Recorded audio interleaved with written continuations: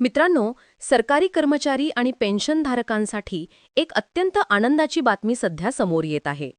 1 जानेवारी 2026 पासून नवीन fitment factor लागू होण्याची जोरदार चर्चा सुरू झाली असून यामुळे 8व्या वेतन आयोगाअंतर्गत पगार आणि पेन्शनमध्ये मोठ्या प्रमाणात वाढ होण्याची शक्यता आहे. 7व्या वेतन आयोगाला आता जवळपास 10 वर्ष पूर्ण होत असल्यामुळे नियमानुसार 2026 मध्ये नवीन वेतन आयोग लागू होण्याची तयारी सुरू झाल्याची माहिती समोर येते आहे. यामुळे सर्व केंद्र सरकारी कर्मचारी, संरक्षण कर्मचारी तसेच पेन्शनधारकांमध्ये उत्सुकता प्रचंड वाढली आहे. आजच्या या व्हिडिओत आपण 8th पे कमिशनच्या ताज्या अपडेट्स, नवीन फिटमेंट फॅक्टर, पगारवाढ कशी होईल, पेन्शनमध्ये काय फरक पडेल आणि थकबाकी मिळण्याची शक्यता याबद्दल सविस्तर आणि सोप्या भाषेत जाणून घेणार आहोत.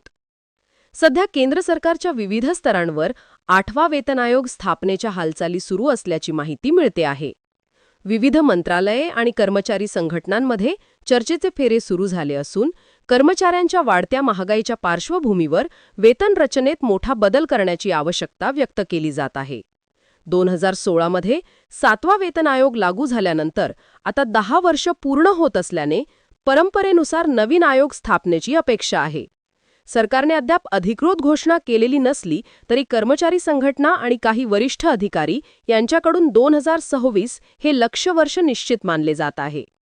त्याच अनुषंगाने फिटमेंट फॅक्टर वाढवण्याचा प्रस्ताव चर्चेत आणण्यात आला आहे. सध्या 7व्या वेतन आयोगामध्ये फिटमेंट फॅक्टर 2.57 लागू आहे. म्हणजेच कर्मचाऱ्यांचा जुना बेसिक पगार 2.57 ने गुणाकार करून नवीन वेतन निश्चित केले जाते. परंतु आता 8th पे कमिशनमध्ये हा फिटमेंट फॅक्टर 2.86 किंवा त्याहून अधिक ठेवला जावा अशी जोरदार मागणी कर्मचारी संघटनांकडून होत आहे.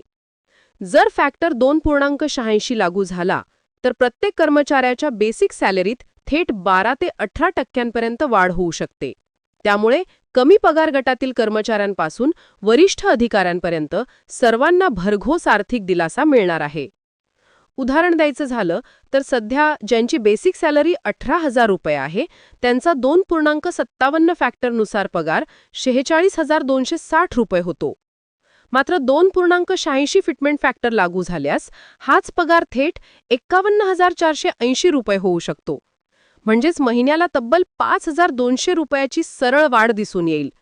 अशाच प्रकारे ज्यांची बेसिक सॅलरी 28,000 रुपये आहे त्यांचा पगार सध्या 71,960 रुपये आहे.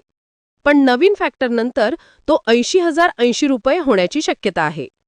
म्हणजेच अशा कर्मचाऱ्यांना महिन्याला 8,000 रुपयांपेक्षा जास्त फायदा होईल. यामध्ये फक्त बेसिक वाढ नाही तर HRA, TA आणि DA यांसारखे इतर भत्ते देखील वाढीव बेसिकवर मिळणार असल्यामुळे एकूण उत्पन्नात मोठी उडी दिसणार आहे. 8व्या वेतन आयोगाचा फायदा केवळ सेवेत कार्यरत कर्मचाऱ्यांपुरता मर्यादित नसून सर्व पेन्शनधारकांनाही मिळणार आहे. नवीन फिटमेंट फॅक्टरनुसार पेन्शनचे पुनर्निर्धारण होणार असून अनेकांच्या पेन्शनमध्ये 3 ते 5,000 रुपयांपर्यंत दरमहा वाढ होण्याची शक्यता आहे. उदाहरणार्थ, सध्या ज्यांची पेन्शन 9,000 रुपये आहे ती नवीन फॅक्टरनंतर अंदाजे 12,870 रुपयांपर्यंत वाढण्याची शक्यता आहे. म्हणजेच वर्षाला जवळपास 45,000 ते 50,000 रुपये इतका अतिरिक्त फायदा एका पेन्शनधारकाला मिळू शकतो. फॅमिली पेन्शनधारकांना देखील याचा थेट लाभ मिळणार असल्याने वृद्ध नागरिकांसाठी ही योजना मोठा दिलासा ठरणार आहे. एक महत्त्वाची चर्चा सध्या DA म्हणजेच महागाई भत्त्याच्या विलिनीकरणाबाबत सुरू आहे. सध्या DA जवळपास 50% आसपास पोचला आहे. मागील वेतन आयोगांच्या वेळी जेव्हा DA 50% झाला तेव्हा तो बेसिक सॅलरीमध्ये मर्ज करण्यात आला होता. हाच फॉर्म्युला यावेळी देखील लागू होण्याची शक्यता आहे. म्हणजेच आधी 50% DA बेसिकमध्ये विलीन होईल, त्यावर नवीन फिटमेंट फॅक्टर लागू केला जाईल आणि त्यानंतर नव्या बेसिकवर नवीन DA वाढ दिली जाईल.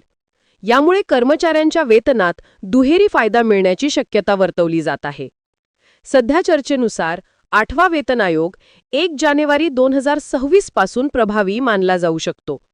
प्रत्यक्ष पगारवाढ काही महिन्यानंतर लागू होईल, मात्र ती 1 जानेवारी 2026 पासूनच लागू झालेली समजून कर्मचाऱ्यांना थकबाकी देण्यात येऊ शकते.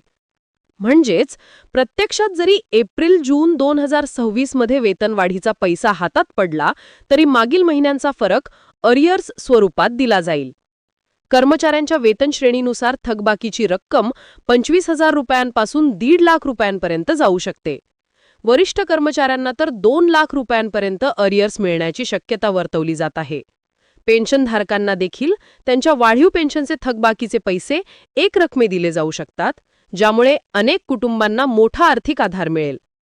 मात्र मित्रांनो, हे लक्षात ठेवणं खूप महत्त्वाचं आहे की सध्या या सर्व अपडेट्स सरकारी चर्चांवर, कर्मचारी संघटनांच्या मागण्यांवर आणि मागील वेतन आयोगाच्या पद्धतीवर आधारित आहेत.